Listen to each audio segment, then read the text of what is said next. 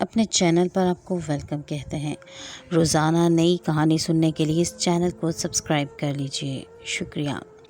بعض اوقات انسان زندگی میں ایسے فیصلوں کو بھی قبول کر لیتا ہے جو کسی طور پر بھی اس کے حق میں نہیں ہوتے، لیکن انسان اسے رب کی مصلحت جان کر خاموش ہو جاتا ہے، صبر کر جاتا ہے، کیونکہ بہتر کی تلاش میں اسے انتظار کی سولی پر لٹکنا ہی پڑتا ہے۔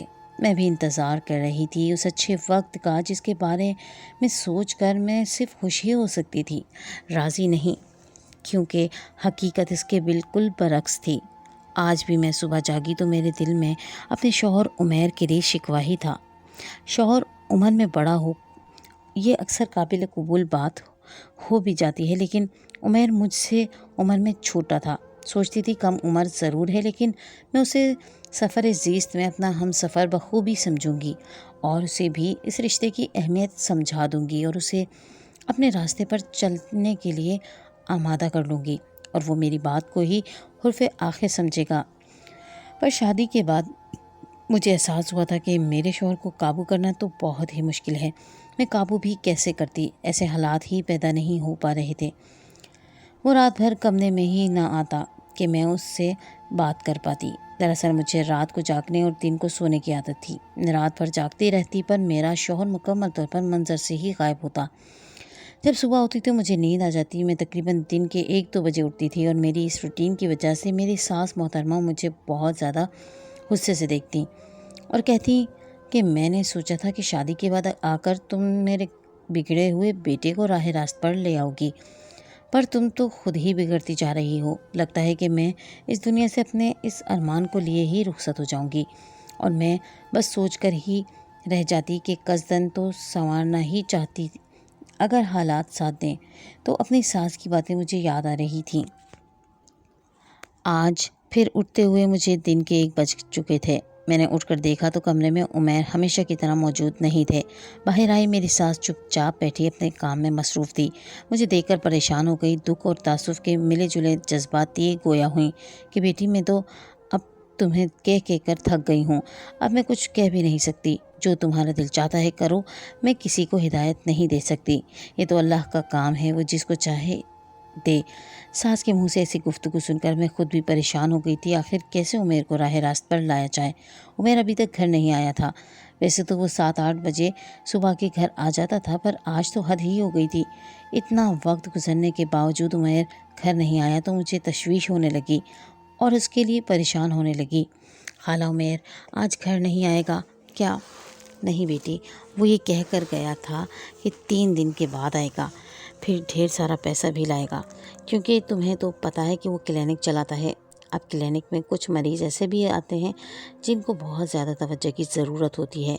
میں یہ سن کر خاموش ہو گئی تھی۔ توجہ کی ضرورت تو کسی اور کو بھی تھی، لیکن عمیر اس ضرورت سے آگاہ نہیں تھا، یا آگاہی کے باوجود یہ طور طریقہ اپنا چکا تھا۔ یہ شادی خاندانی روایت کے تحت ہوئی تھی۔ میں نے اس پر سر خم کر لیا تھا کیونکہ میری اماں ابا کی عزت کا سوال تھا، لیکن میرا شوہر عمر میں مجھ سے 5-6 سال چھوٹا تھا۔ پھر بھی میں نے اسے من و عن قبول کیا کہ اس کی شخصیت اچھی تھی، خوبصورت تھا، قد کاٹ کا بھی اچھا تھا۔ میں بھی چپ تھی کہ میرا شوہر کلینک میں لوگوں کے آپریشن کرتا ہے اور خوب کماتا ہے، پر وہ کون سا آپریشن کرتا تھا، یہ بات میری سمجھ سے باہر تھی کہ وہ آپریشن کیسے اور کون سا کرتا تھا، جبکہ مجھے علم تھا کہ وہ زیادہ پڑھا لکھا نہیں۔ میٹرک بھی اس نے میری ساس کے بہت زور دینے کے بعد مکمل کیا۔ میری ساس ہمیشہ یہی کہتی کہ میرا بیٹا تو ڈاکٹر سے بھی زیادہ ماہر ہے اور کلینک پہ اس کے باعث رش لگا رہتا ہے، اس کی مصروفیت بہت بڑھ جاتی ہے۔ میں اپنی ساس کی باتوں پر کوئی سوال جواب نہیں کرتی، کیونکہ میں اس گھر کو خوش رکھنا چاہتی تھی۔ اسی میں بہتری تھی۔ شام کو عمیر آئے تو وہ بہت تھکے تھکے لگ رہے تھے۔ ان کو دیکھ کر مجھے لگا وہ جیسے ابھی گر جائیں گے، اور ایسا ہی ہوا۔ آتے ہی وہ صوفے پر گر گئے۔ عمیر کی ماں فوراً اس کے پاس آ گئی۔ ان کا یہ عمل مجھے شکوک و شبہات میں مبتلا کر گیا، وہ جیسے مجھ سے کچھ چھپانا چاہتی ہوں۔ ٹھیک ہے، اولاد کے لیے ماں اتنی فکر مند ہو جاتی ہے، لیکن بیوی کے ہوتے ہوئے اس طرح کی فکر مندی بھی عجیب لگی۔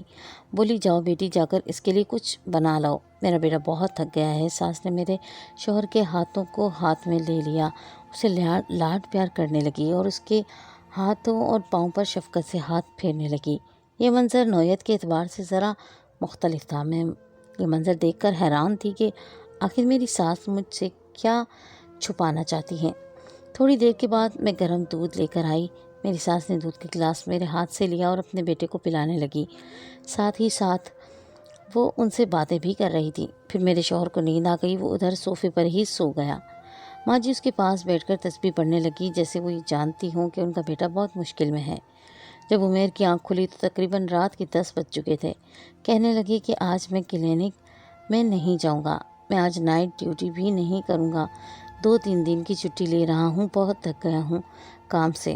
میں نے کہا بالکل ٹھیک ہے، انتھک محنت نے آپ کو بہت تھکا دیا ہے، میں آپ کی خدمت کروں گی۔ البتہ میرا اپنے شوہر سے کوئی ایسا پیار محبت والا تعلق نہیں تھا۔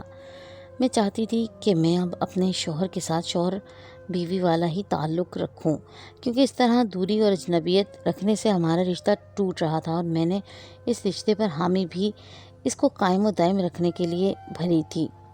لیکن رشتہ بے جوڑ تو پہلے سے ہی تھا، اوپر سے اس کے یہ بھی کہ میری آزمائش کا بھی حصہ تھا۔ اس کو ٹوٹنے نہیں دینا تھا، بلکہ اٹوٹ بنانا تھا۔ مگر انسان کی بعض کوششیں رائگاں جاتی ہیں، کیونکہ اس کی ساری کوششیں غلط جگہ پر لگ جاتی ہیں، جہاں پر وہ نہ ہونے کے برابر قرار پاتی ہیں۔ ان 3-4 دنوں میں میں نے اپنے شوہر کے دل میں اپنا مقام بنانے میں ناکام رہی۔ اس نے میری طرف کوئی توجہ نہیں کی تھی۔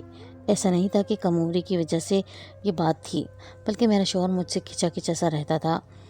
لگتا تھا کہ جیسے وہ مجھ سے دور بھاگنا چاہ رہا ہو۔ حالانکہ شادی سے پہلے مجھے بتایا گیا تھا کہ عمیر کی شدید خواہش ہے کہ وہ مجھ سے شادی کرنا چاہتا ہے۔ میں اس لیے بھی مان گئی تھی کہ چلو ابا جان بھی کہہ رہے ہیں، عمیر کی بھی خواہش ہے، تو میں دونوں کا مان رکھ لوں گی۔ پر یہاں تو ایسا کچھ بھی نہیں تھا۔ یہاں تو میرے ہی مان ٹوٹ چکے تھے۔ عمیر کی باتوں سے لگتا تھا کہ یہ شادی زبردستی کروائی گئی ہے۔ میرا دل خون کے آنسو روتا تھا۔ 3-4 دن گزر گئے تھے، عمیر کی چھٹی ختم ہو گئی۔ چھٹی ختم ہوئی تو عمیر مجھ سے کہنے لگے، اب مجھے واپس اپنے کلینک جانا ہوگا، اب کی بار میں زیادہ دن کے لیے جاؤں گا، پر تم فکر نہیں کرو، میں تمہیں واپسی پر گھمانے پھرانے ایبٹ آباد لے کر جاؤں گا۔ بلکہ میں اپنے سیٹ سے بات کرتا ہوں، مجھے لگتا ہے کہ مجھے ایبٹ آباد ٹرپ کے ساتھ جانا پڑے گا۔ ایسا کروں کہ تم بھی تیار ہو جاؤ، میں تمہیں ابھی اپنے ساتھ وہاں کی سیر کراؤں گا، اچھا وقت گزاریں گے۔ میں تو یہ بات سن کر پھولے نہ سمائی۔ میں نے کہا اس سے اچھی اور کوئی بات نہیں ہو سکتی۔ سوچا ہو سکتا ہے قدرت اب سب کچھ ٹھیک کرنے کا موقع دے رہی ہو۔ میں آپ کے ساتھ ایبٹ آباد گھومنے پھرنے چلوں گی، وہاں پر آپ اپنے کام کو بھی جتنا چاہیں وقت دے دیجیے گا، تھوڑا سا وقت مجھے بھی دے دینا، میں ان فضاؤں میں خوش ہوتی ہوں۔ ایبٹ آباد میرا آبائی شہر بھی تھا، اور آبائی جگہ سے انسیت فطری بات ہے۔ اور ویسے بھی ایبٹ آباد کی ایک اور بات بھی تھی کہ میں نے کبھی شہری علاقہ نہیں دیکھا تھا، ہم لوگ ایک معمولی سے گاؤں میں رہتے تھے۔ میں یہ بات بخوشی مان گئی تھی۔ میں نے اپنے شوہر سے کہا کہ میں ایبٹ آباد آپ کے ساتھ ہی چلوں گی، چاہے آپ کو جتنا مرضی کام کرنا پڑے، میں کسی بات پر کوئی اعتراض نہیں کروں گی۔ یقیناً شوہر کے ساتھ پہلا سفر تھا، اور وہ بھی اپنے ہی آبائی علاقے کی طرف۔ میں بہت خوش تھی، لیکن بعض سفر انسان کو اتنا تھکا دیتے ہیں کہ وہ پھر کبھی سفر کے لیے راضی نہیں ہو پاتا۔ جسمانی تھکاوٹ تو دور ہو ہی جاتی ہے، لیکن جو تھکاوٹ سوچوں سے ہو وہ کبھی انسان کا پیچھا نہیں چھوڑتی۔ میرا یہ سفر بھی تھکاوٹ کا سفر ثابت ہوا، جسمانی طور پر بھی اور روحانی طور پر بھی۔ میرے شوہر کو میرے اس رویے پر خوشی ہوئی تھی۔ اگلے ہی دن وہ ایک بہت بڑی گاڑی لے آئے تھے۔ میں مبہوت رہ گئی کہ اتنی سی عمر میں میرے شوہر کے پاس اتنی بڑی گاڑی کہاں سے آئی۔ بہرحال قصہ مختصر یہ کہ میں بھی اس گاڑی میں بیٹھ گئی تھی۔ میرے شوہر نے خوب بڑی گاڑیاں منگوائی تھی، اس میں ضرورت کا ہر سامان موجود تھا۔ میں تیار ہو کر بیٹھی، میری ساس بھی خوش تھی کہ چلو بہو اور بیٹا کہیں گھومنے پھرنے جا رہے ہیں۔ ان کی خوشی ان کے چہرے سے واضح تھی۔ مجھے لگا اب میں ان کی دکھوں کا مداوع کر پاؤں گی اور اپنے شوہر میں کچھ سدھار لا کر ان کی خواہش پوری کر سکوں گی۔ بات آئی گئی ہو گئی، میں اپنے شوہر کے ساتھ ایبٹ آباد گھومنے چلے آئی۔ لیکن یہاں کر بھی معاملہ بہت عجیب تھا۔ دن کو ہم لوگ تھکے ہوئے تھے، رات کو پہنچے، ہوٹل بک کیا، اور پھر میرے شوہر نے آ کر پہلے ہی مجھے کھانا کھانے کے لیے ایک بڑی سی ٹرے پیش کی۔ کہا کہ میں تمہارے لیے یہاں کا خاص کھانا لے کر آیا ہوں۔ میں نے کہا آپ بھی تو کھانا کھائیں، میں کب اکیلے کھاتی ہوں، یہ تو آپ کو پتہ ہی ہے۔ بولے کہ نہیں مجھے ابھی بھوک نہیں، تم کھانا کھا لو۔ میں نے کھانا کھانے سے انکار کر دیا تو وہ اصرار کرنے لگے، بولے کہ کھانا تو تمہیں کھانا ہی ہوگا ورنہ میں تمہیں واپس لے جاؤں گا۔ ان کی بات مجھے بڑی عجیب لگی کہ آخر میرے شوہر مجھے کھانا کھلانے پر اتنا ضد کیوں کر رہے ہیں، لیکن بہرحال تو میں نے کھانا کھانے میں ہی عافیت سمجھی۔ کھانا کھاتے ہوئے مجھے لگا جیسے کھانے کا ذائقہ کچھ عجیب سا ہے، جیسے اس میں کچھ ملایا گیا ہو، پھر بھی میں نے اس بات کو نظر انداز کیا کہ ہو سکتا ہے سفر کی تھکاوٹ کی وجہ سے ایسا ہو رہا ہو۔ میں نے اپنا کھانا ختم کیا تو کھانا کھاتے ہی مجھے نیند آ گئی۔ اس کے بعد مجھے ہوش نہیں رہا، میں غنودگی کی حالت میں تھی۔ مجھے محسوس ہوا جیسے میرے سرہانے کوئی بیٹھا ہے۔ میں نے بار بار کوشش کی کہ میں اپنا سر ہاتھ ہلا کر دیکھ سکوں، پر ایسا نہیں ہوا۔ مجھے سرگوشیوں کی آوازیں بھی آ رہی تھی، لگ رہا تھا جیسے میرا شوہر کسی سے بات کر رہا ہو۔ میں نے سننے کی کوشش کی لیکن ایسا ممکن نہ ہو سکا۔ اس کے بعد جب میری آنکھ کھلی تو صبح کے 10 بج رہے تھے۔ میں اپنے شوہر سے کہنے لگی آپ نے مجھے جگایا کیوں نہیں، میں یہاں کی صبح دیکھنا چاہتی تھی۔ بولے کہ اب تم مجھ پر احسان نہ کرو، رات کو کھانا کھاتے ہی تم نیند کی وادیوں میں چلی گئیں۔ میں تو یہ سوچ رہا تھا کہ ہم ایک خوبصورت رات گزاریں گے، میں تم سے باتیں کروں گا، پر تمہیں تو میری پرواہ ہی نہیں۔ میں اپنے شوہر کی باتیں سن کر حیران رہ گئی۔ افسوس بھی ہونے لگا کہ میں رات کو کیوں کھانا کھا کر سو گئی تھی۔ حالانکہ اس کھانے کو کھا لینے کے بعد ایسا ممکن ہی نہ تھا کہ میں نیند کی وادیوں میں نہ جاتی۔ پھر بھی میں نے اپنے شوہر سے معافی مانگی اور آئندہ ایسا نہ کرنے کا قصد کیا۔ لیکن حیرت کی بات یہ تھی کہ اگلے 2-3 دن بھی ہم ایبٹ آباد میں رہے۔ میں جب بھی کھانا کھاتی مجھے نیند آ جاتی اور جب میں اٹھتی تو 8-9 گھنٹے گزر چکے ہوتے۔ اس دوران کیا ہوتا تھا مجھے کچھ پتہ نہیں تھا، پر قابل حیرت بات تو یہ تھی ہم 3 دن ایبٹ آباد میں رہے اور تینوں دن ایسا ہی ہوتا رہا۔ میں اپنے شوہر سے کہتی کہ یہ کیا ہے، الٹا مجھ پر ہی غصہ کرتے کہ تم کھانا کھا کر سو جاتی ہو، تمہیں میری پرواہ ہی نہیں ہے۔ 3 دن ایبٹ آباد میں رہنے کے بعد جب ہم لوگ واپس اپنے گھر میں آئے تو میری طبیعت بہت بجھل تھی۔ لگتا تھا جیسے میں سیر کر کے نہیں آئی بلکہ کہیں مزدوری کرنے گئی ہوئی تھی۔ سوچا کچھ تھا اور ہوا بالکل اس کے برعکس۔ صبر کی گھونٹ پیتی گھر داخل ہوئی۔ خیر میری ساس نے ہم دونوں کا استقبال کیا، پر ان کے چہرے پر بھی عجیب سی پریشانی تھی۔ بار بار مجھ سے پوچھتی تھی کہ بیٹا تمہیں میرے بیٹے نے زیادہ تنگ تو نہیں کیا نا وہاں پر، کیا یہ تمہارے ساتھ گھومتا پھرتا تھا؟ میری ساس کا تفتیشی رویہ بتا رہا تھا کہ ابھی بھی اپنے بیٹے کی غلطی کا علم ہے۔ انہیں اس بات کا بھی احساس ہے کہ ان کا بیٹا میرے ساتھ کوئی خاص رشتہ نہیں رکھنا چاہتا، لیکن شاید وہ آنے والے حالات کی سختی کو محسوس نہیں کرنا چاہتی تھی۔ اور اچھی بات تو یہ تھی کہ میری ساس نے مجھے سے یہ بھی نہیں کہا کہ ان کو اولاد چاہیے۔ ان کو شاید اس بات کا اندازہ تھا کہ میرا اور ان کے بیٹے کا ایسا کوئی معاملہ نہیں کہ اولاد پیدا ہو جائے۔ البتہ میرے شوہر کو دیکھتے ہی ساس کی تیوری چڑھ گئی تھی۔ انہوں نے اپنے بیٹے کو کمرے میں بلایا۔ مجھے گمان گزرا کچھ ہے جو مجھ سے چھپایا جا رہا ہے، لیکن کیا ہو سکتا ہے؟ انہوں نے دروازے کو بند کر دیا۔ مجھے بڑی حیرت ہو رہی تھی کہ میری ساس تو کبھی اپنے بیٹے کے ساتھ ایسے سختی سے پیش نہیں آتی، اور اب جب کہ وہ مجھے ساتھ لے کر گیا سیر کروانے تو میری ساس کو اس کی اس تبدیلی پر اس سے خوش اور مطمئن ہو جانا چاہیے، جبکہ ایسا نہیں تھا۔ وہ اپنے بیٹے سے خاصی خفا لگ رہی تھی۔ میں باہر دروازے کے قریب کھڑی ہو کر ان کی باتیں سننے لگی، کیونکہ ایک ماں اپنے بیٹے کو کمرے میں بند کر کے کوئی بات کہے تو اس کی بیوی کو تو تجسس ہوگا ہی۔ میں نے دیکھا میری ساس اپنے بیٹے کو بے تحاشا ڈانٹ رہی تھی۔ بیٹا میں نے تمہیں پہلے بھی منع کیا تھا کہ تم باز آ جاؤ، پر لگتا ہے کہ تم اپنی بیوی کے بارے میں بالکل بھی سنجیدہ نہیں ہو۔ میں نے تمہاری شادی اسی لیے کی تھی کہ شاید تم شادی کر کے سدھر جاؤ، لیکن مجھے تو لگتا ہے کہ میں نے تمہاری شادی کر کے غلطی کر دی ہے۔ اس لڑکی کے آنے کی وجہ سے اب ہم اور بدنام ہوں گے۔ نہیں اماں، ہم کیسے بدنام ہوں گے؟ میں اپنی بیوی کے سامنے یہ سب نہیں کرتا، نہ ہی اسے بتاتا ہوں کہ میری حقیقت کیا ہے۔ بیٹا پھر بھی مجھے بہت زیادہ تکلیف ہوتی ہے۔ میرے اور تمہارے باپ نے آج تک کوئی گناہ نہیں کیا، کس بات کی سزا مل رہی ہے ہمیں، یہ بتا دو۔ میں نے دیکھا میری ساس واقعی میں رو رہی تھی۔ ان کے چہرے پر آنسو بھی تھے۔ کھڑکی سے صاف نظر آ رہا تھا کہ وہ اپنے بیٹے کے پاؤں ہی نہیں پڑی بس اور اس نے کوئی کسر نہیں چھوڑی تھی۔ میرا بیٹا، میرا شہزادہ، تجھے کس چیز کی کمی ہے؟ تو جو کہے گا میں لا کر دوں گی، لیکن خدا کے لیے مجھ پر اتنا بڑا ظلم نہ کرو کہ تمہارے باپ کی روح تڑپ اٹھے۔ اماں، مجھے آپ کی یہ باتیں نہیں سننی، اور رہی بات اس لڑکی کی جسے آپ نے میری بیوی بنا کر گھر لائی ہیں، تو میں نہیں جانتا کہ میں اسے کیا جواب دوں۔ آپ کا جو دل چاہتا ہے کریں، آپ اس سے گھر کے کام کروائیں، آپ کے لیے یہی کافی ہونا چاہیے۔ میں یہ باتیں سن کر پریشان ہو گئی تھی، سمجھ میں نہیں آ رہا تھا کہ میں کیا کروں اور کیا نہ کروں۔ میرے شوہر نے اتنی گھٹیا بات کر دی تھی کہ وہ مجھے اپنی بیوی بھی نہیں کہہ رہا تھا، مجھے ایک عام لڑکی کی طرح ہی تصور کر رہا تھا۔ میں خاموش ہو گئی تھی۔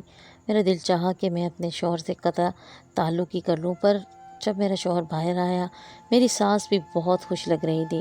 میں تھوڑی دیر کے بعد واپس آئی تو دیکھا ان دونوں کے چہرے خوشی سے کھلے ہوئے تھے۔ میری ساس مجھے کہنے لگی کہ بیٹا تمہیں دبئی گھمانے لے کر جائے گا، اور تم دیکھ لینا، وہاں پر جا کر تم دونوں کی زندگی بدل جائے گی۔ میں نے کہا ماں جی، ہم ایبٹ آباد گھوم کر آئے ہیں، دبئی گھوم کر کیا کریں گے؟ میرے ذہن میں وہاں کی سب مناظر آنے لگے، جب میرا شوہر مجھے کمرے میں پھینک کر چلا جاتا اور صبح ہی آتا، مجھے پتہ ہی نہ چلتا کہ رات کیسے گزری اور کہاں گئی۔ میں بہت تھکا تھکا محسوس کرتی تھی۔ اب میں دبئی نہیں جانا چاہتی تھی، پر میری ساس نے مجھے بہت ساری باتیں بتائیں۔ کہنے لگی دبئی جا کر تم اتنا خوش ہو جاؤ گی کہ تم سوچ بھی نہیں سکتی، اور میرے بیٹے کا کلینک بھی وہاں پر ہے، اب وہ وہاں پر بھی کام کرنے جائے گا، اسی وجہ سے دبئی جائے گا، تم بھی اس کے ساتھ جانا۔ تم بھی خوش ہو گئی۔ میرے شوہر نے مجھے بتایا کہ ان کی شہرت دبئی میں بھی پھیل چکی ہے، اس لیے وہ ایک خاصی شہرت یافتہ شخصیت کا علاج کرنے دبئی جائیں گے۔ میں بھی خوش تھی کہ چلو یہ تو بہت اچھا ہو گیا، میرا شوہر اتنا مشہور ہے، لوگ اس کی قدر کرتے ہیں، اسے علاج کروانا چاہتے ہیں، لیکن میرا دل نہیں مان رہا تھا کہ میں دبئی جاؤں۔ مہینے میں ہمارے کاغذات بن گئے تھے۔ میرے شوہر نے مجھ سے کہا کہ اب ہم دبئی جائیں گے اور وہاں جا کر خوب سیر سپاٹے کریں گے، تم دیکھ لینا، تم نے زندگی میں اتنی خوشیاں کبھی نہیں دیکھی ہوں گی۔ اور پھر ایسا ہی ہوا۔ دبئی لینڈ کرنے کے بعد میرے شوہر نے مجھے خوب گھمایا پھرایا، تقریباً ایک ہفتہ ہم گھومتے پھرتے رہے۔ یہ شام کا وقت تھا جب میرے شوہر کے نمبر پر ایک کال آئی۔ میرے شوہر نے اس کا فون اٹھایا اور باہر چلا گیا۔ واپس آئے تو اس کا رنگ زرد پڑ رہا تھا۔ کہنے لگے مجھے کلینک جانا ہوگا، بہت ضروری آپریشن کے لیے مجھے بلایا گیا ہے۔ ہاں ضرور، آپ جائیں، واپسی کب آئیں گے یہ بھی بتا دیں۔ ایک ہفتے کے بعد آ جاؤں گا۔ میں اپنے شوہر کا جواب سن کر ہکا بکا رہ گئی۔ ایک ہفتے کے بعد یہ کون سا کلینک ہے جہاں پر دن رات رہیں گے آپ اور پورا ہفتہ کر نہیں آ سکیں گے؟ میں اس اجنبی ملک میں کیا کروں گی، کہاں جاؤں گی، کس سے بات کروں گی؟ اور تم نے تو اتنے سارے سوال جواب ایک ساتھ ہی کر دیے۔ بیگم، میں کون سا کوئی مہینے کے لیے یا سال کے لیے جا رہا ہوں؟ ایک ہفتے کی تو بات ہے، واپس آ جاؤں گا۔ میں نے کہا کہ بات ہفتے کی نہیں، بات آپ کے طریقہ کار کی ہے۔ آج تک میں نے آپ کا کلینک نہیں دیکھا، آپ آخر یہ تو بتا ہی سکتے ہیں کہ آپ کا کلینک ہے کہاں؟ میں بھی تو دیکھوں کہ آپ کون سا علاج کرتے ہیں، کیسے کرتے ہیں۔ اور تو میرے شوہر نے میرے سوالات کے جواب میں ایک تھپڑ رسید کیا۔ یہ کیا تھا؟ آخر میں نے ایسا کیا کہہ دیا تھا کہ میرے شوہر آگ بگولا ہو گئے؟ میں نے ان کی طرف حیرت سے دیکھا تو بولے تم بہت زیادہ سوال جواب کرنے لگی ہو، پتہ ہے نا کہ مجھے ایسے سوال جواب بالکل بھی پسند نہیں ہیں، اس لیے تم سے کہتا ہوں کہ جتنا کہا ہے اتنا ہی کیا کرو۔ مجھے یہ باتیں بہت بری لگی۔ جب تم میری ماں بننے کی کوشش کرتی ہو، میں اپنے شوہر کو اس طرح دیکھتی رہی، مجھے یقین نہیں آ رہا تھا۔ بات ایسی کوئی بری بھی نہیں تھی کہ ایسا سلوک کیا جائے۔ میں نے کہا ٹھیک ہے، میں آئندہ آپ سے کوئی سوال جواب نہیں کروں گی، آپ کا جہاں دل چاہتا ہے آپ چلے جائیں۔ میری بات سن کر عمیر نے ندامت بھری نظروں سے دیکھا اور بولے میں خود بہت پریشان ہوں، مجھے کلینک سے کال آئی ہے، مجھے جانا ہی پڑے گا۔ تو مجھے سمجھنے کی کوشش نہیں کرتی۔ سچ بات تو یہ ہے کہ میں اپنے شوہر کے اس رویے سے ڈر گئی تھی۔ میں نے کہا کہ ٹھیک ہے آپ چلے جائیں، میں ایسی جسارت دوبارہ نہیں کروں گی۔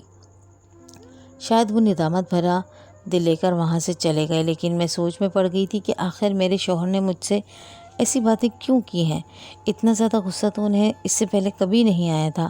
میں نے بھی ان کو غلط نہیں سمجھا، بلکہ ان کی مدد کرنے کی نیت سے اپنے غصے کو دبا لیا۔ میں چاہتی تھی کہ جب تک مجھے اپنے شوہر کی اصل حقیقت کا نہیں پتہ چل جاتا، جب تک مجھے یہ نہیں معلوم ہو جاتا کہ ان कि इस सलूक की वजह क्या है।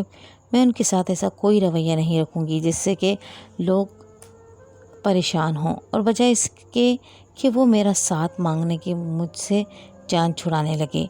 लेकिन टूटने वाली चीज़ टूट ही जाती है, चाहे जितना मर्जी बचा बचा कर रखा जाए। एक हफ्ते में अपने शौहर का इंतज़ार करती रही। जब वो एक हफ्ते के बाद वापस आए तो उनकी तबीयत सख्त ख़राब थी। उनको उल्टियाँ भी लग रही थी और बुखार भी हो रहा था।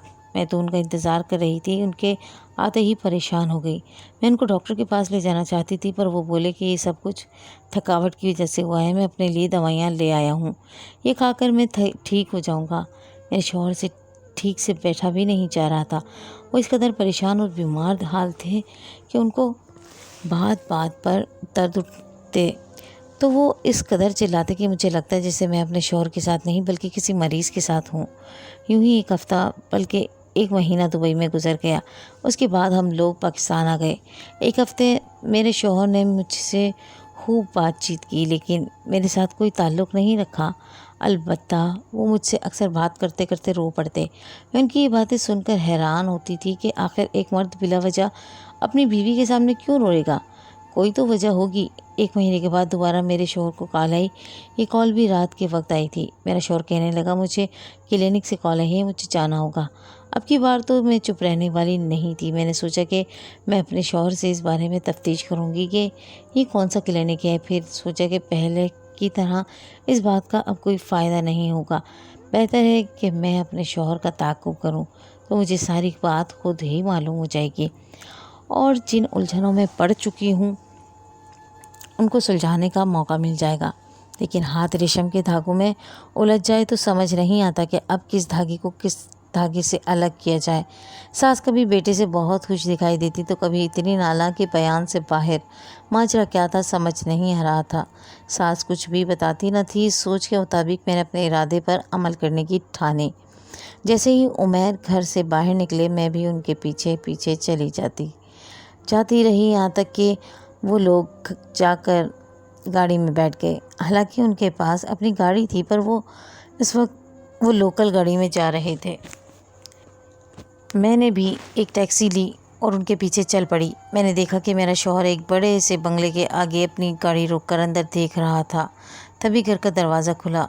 एक बड़ा सा आदमी घर से बाहर निकला। उसने मेरे शौहर को खींचा और अंदर ले गया। मैंने भी गाड़ी उसी घर के सामने रोकी थी। थोड़ी देर के बाद मैं भी गाड़ी से उतरी। बाहर का मरकज़ी दरवाज़ा खुला हुआ था, लेकिन कोई चौकीदार भी नहीं था।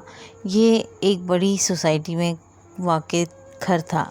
ज़ाहिर है उन लोगों के घर भी वैसे ही बने हुए थे। मैंने घर के ऊपर से हाथ डाल करके दरवाज़े की कुंडी खोल दी थी और अंदर दाखिल हो गई। अंदर के दरवाज़े बंद थे क्योंकि यहाँ से घर की हदूद शुरू होती थी। मुझे और कुछ नज़र नहीं आ रहा था। अलबत्ता जो मैं देख रही थी वो सिर्फ़ और सिर्फ अंदर का मंज़र था, जो कि मैं खिड़की से देख पा रही थी। और अंदर का मंज़र देखते ही मेरे तो पाँव तले से ज़मीन निकल गई थी। मैं सोच भी नहीं सकती थी कि मेरा शौहर ऐसा होगा। मैं काफ़ी देर वहाँ पर खड़ी बेयकीनी से इस मंज़र को देखती रही। मारे गम की मेरी आँखों से आंसू निकल पड़े। मुझ पर हकीकत खुल चुकी थी, लेकिन एक बहुत ही मुनासिब वक्त पर। मैं वहीं से अपनी गाड़ी में बैठी और वापस आ गई। घर पहुंचकर मेरा दिल बुरी तरह काँप रहा था। लगता था जैसे मैं मर जाऊंगी। मैंने अपने ख़ानदान वालों के सामने अपने शौहर की अच्छाइयाँ कर रखी थी, पर मेरा शौहर क्या निकला ये तो मुझे आज पता चला था। मैं जाते ही अपनी सास पर बरस पड़ी। अम्मी जान, आप देख लें कि आपका बेटा क्या करता फिर रहा है, क्या कर रहा है। बेटी, आप अनजान न बने। मैं आपके बेटे की हकीकत खुद अपनी आंखों से देख आई हूँ। मेरी बात सुनना थी कि सास का एक रंग आए एक रंग जाए। बेटी, मुझे माफ़ कर दो। मैंने जो भी किया वो अपने बेटे की मोहब्बत में किया। मैं नहीं जानती थी, आप अच्छी तरह जानती थी कि आपके बेटे की हकीकत क्या है। वो मुकम्मल मर्द नहीं है। वो तो लोगों के यहाँ नाचने जाता है।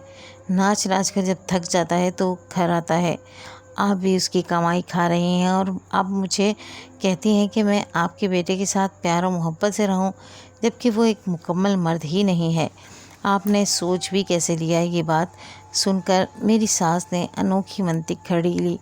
बोली कि उस घर में तुम्हें क्या नहीं मिलता। रुपया, पैसा, खाना पीना, ज़िंदगी की हर आज़ाइश मौजूद है। तुम्हारे लिए दुनिया की हर चीज़ दस्तयाब है, फिर भी तुम इतनी नाशुक्री कर रही हो।